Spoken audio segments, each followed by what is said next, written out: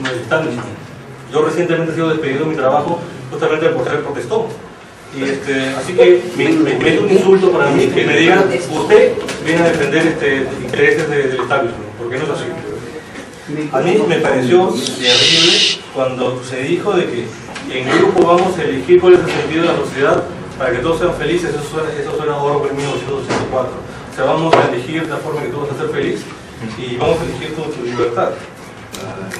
Sí, bueno, me preguntaba la libertad de quién, ¿no? En realidad estábamos hablando de la libertad en general, pero parece que como que se dieron algunas susceptibilidades y se dijo que la libertad del opresor, la libertad del malo, la libertad del no.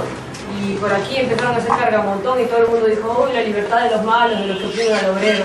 Bueno, pues entonces ya yo también hablaré pues de mi libertad de consumir, ¿sí? De mi libertad de hacer lo que quiero con el capital, de la libertad de participar en una democracia, de la libertad de prensa, ¿no? Tanto en Cuba como fuera de Cuba, de la libertad de los presos políticos que no tienen libertad, ¿sí?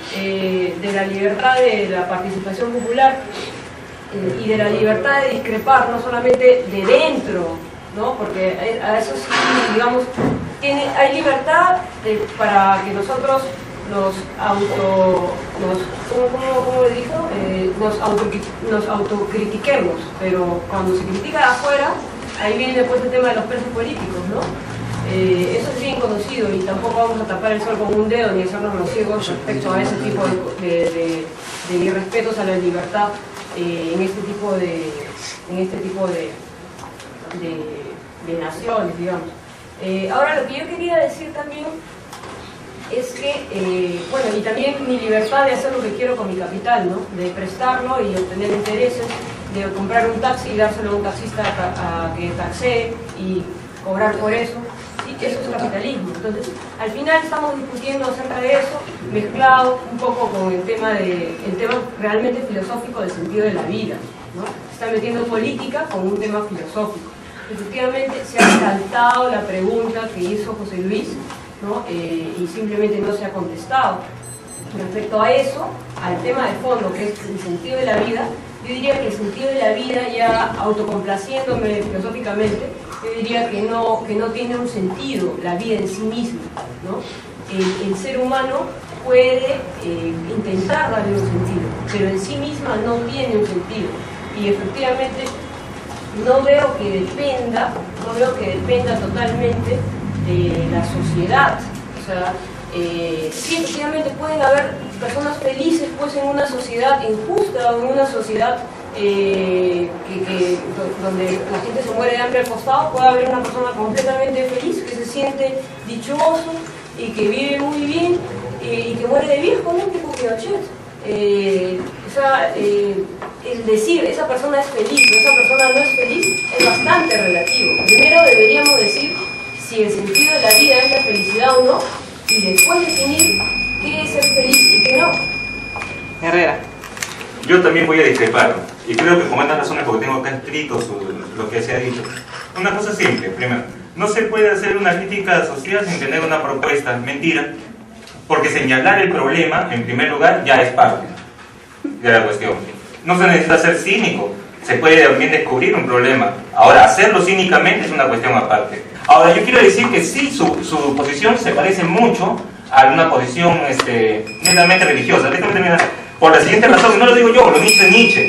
Usted lo ha dicho claramente acá. Nosotros no nos basamos en el derecho, como las otras sociedades, sino en el deber. El deber tiene un problema teórico que ya Nietzsche ha señalado. Cuando nos basamos en el deber es posterior a la intuición de lo que es bueno. Primero yo intuyo lo que es bueno y después viene el deber. Pero si partimos del deber, no hay contradicción directa en su ponencia. Hoy es el Día de la Mujer y Nietzsche escribió: vas donde la mujer, no olvides el látigo. Así que Nietzsche no es autoridad de todo, ¿no? La discusión es el sentido de la vida, pero si nos fijamos bien, la definición del sentido de la vida es ideológico, tiene un contenido evidentemente ideológico, y en el fondo lo que se trata es de cómo justifico mi existencia y las cosas que hago o las que dejo de hacer.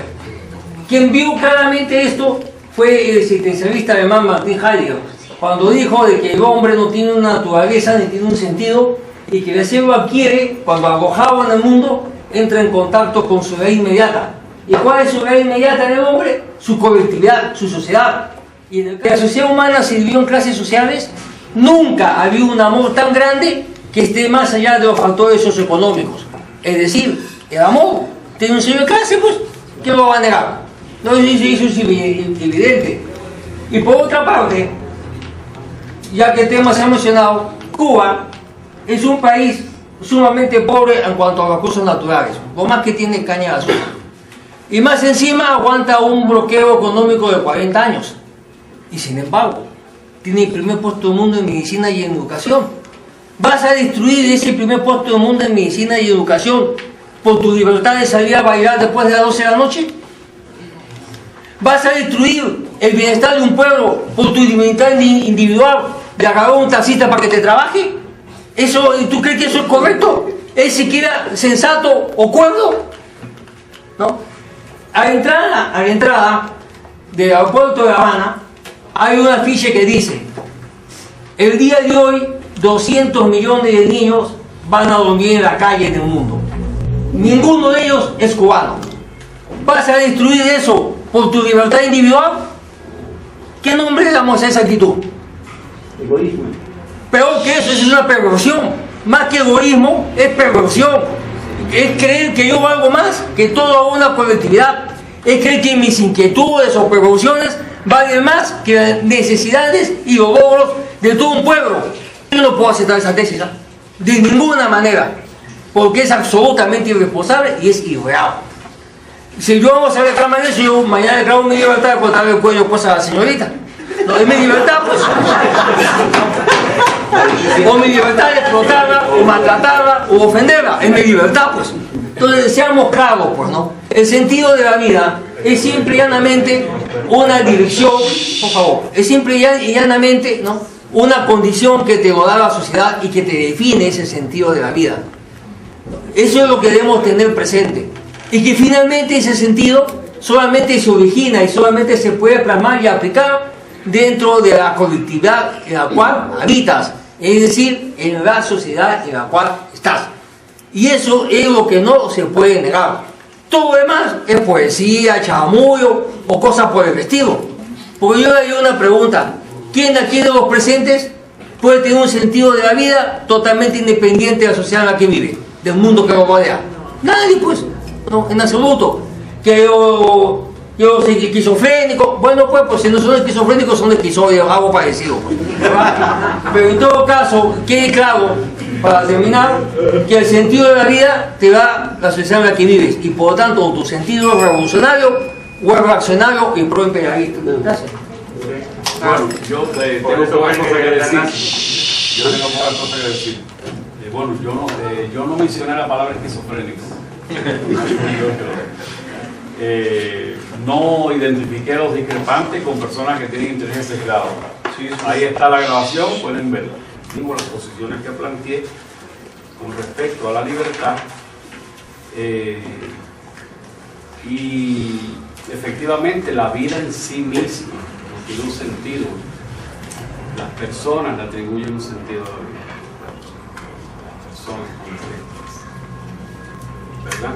Yo no estoy hipostasiando esas generalidades. Quería también plantear algo más. Miren, cuando yo decía lo de la crítica social sin tener una propuesta concreta, me estoy refiriendo a un mandato ético que parte de una convicción que tengo y es la que defiendo. No creo que tenga derecho ético alguien a hacer una crítica sin un compromiso, a hacer una deconstrucción sin una construcción, porque la vida no es un juego. La vida es una cosa muy seria, que todos la estamos viviendo todos los días. Entonces, alguien puede creerse con ese derecho, yo no se lo reconozco. Eso es lo que yo dije y lo mantengo. Cuando yo hablé del deber, yo hablé de un hecho histórico, no de una elucubración mía.